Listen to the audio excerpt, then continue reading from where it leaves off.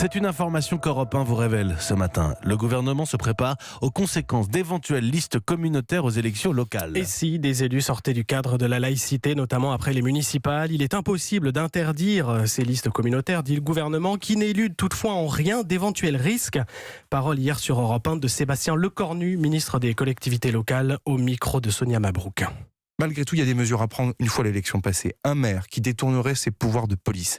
Un maire qui désorganiserait le service public à des fins communautaristes. Il y a des moyens de le sanctionner. Il existe déjà aujourd'hui des procédures pour suspendre un maire ou démettre un maire. Je pense que nous pouvons aller plus loin. C'était à la toute fin de l'interview de Sonia Mabrouk hier, Sébastien Lecornu qui entend bien formuler des propositions au chef de l'État.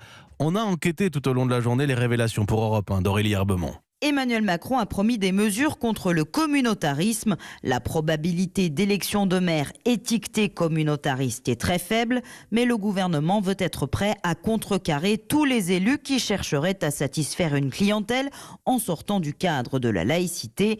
Première piste de réflexion, en cas de doute sur un maire, faire contrôler systématiquement ses arrêtés par le préfet et vérifier qu'ils sont légaux. Dans le viseur, les horaires de piscine, les menus des cantines, les interdictions éventuelles de pièces de théâtre, de livres à la médiathèque ou encore les subventions à certaines associations. Deuxième axe, étudier les critères de suspension, voire de radiation d'un maire. Enfin, le gouvernement regarde s'il est possible d'étendre l'obligation de neutralité religieuse aux élus. Elle est uniquement valable pour les fonctionnaires aujourd'hui et rien n'empêche un édile de venir au conseil municipal en soutane, avec une kippa ou un voile. Le gouvernement se donne plusieurs semaines pour examiner ces options. Les informations pour Europe 1 d'Aurélie Herbemont.